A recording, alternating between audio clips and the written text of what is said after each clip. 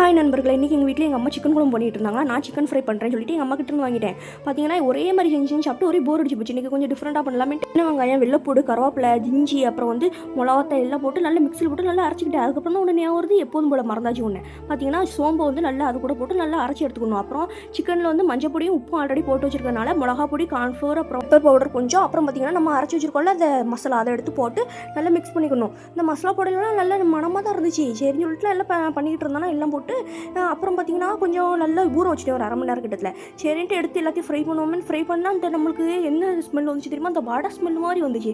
என்னடா சிக்கன் வடை ஸ்மெல் மாதிரி வருது அப்படின்ட்டு நானும் யோசிச்சுட்டே பண்ணிட்டு இருந்தேன்.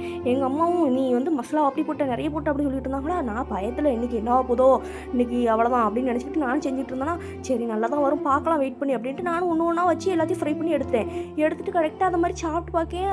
அது என்னது நம்ம இந்த உளுந்த வடை, இந்த போண்டா அப்படி இல்லைன்னா அந்த உள்ளி பக்கோடா போடுவோம்ல, அந்த மாதிரி ஒரு ஃப்ளேவரில் இருந்துச்சு.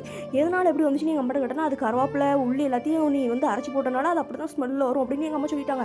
சரி வேறு வழி இல்லை, இன்றைக்கி இப்படி தான் சாப்பிடணும் அப்படின்னு சொல்லிட்டு எல்லாத்தையும் பொறிச்சு எடுத்துட்டு அப்புறம் உட்காந்து எப்படியோ சாப்பிட்டாச்சு. சாப்பிட்ற வீடியோ எதுக்கு நான் எடுக்கலை அப்படின்னு பார்த்தீங்கன்னா மறந்துட்டேன். சிக்கனை பார்த்து இதில் வீடியோ எடுக்கிறத மறந்துட்டேன். என்னடா இது எடிட் பண்ணல, என்னடா சாப்பிட்ட வீடியோ காணுமே அப்படின்ட்டு இப்படி தேடி பார்க்க ஒரு பக்கத்துலேயும் காணும். கடைசி நான் எடுக்கவே இல்லை போல.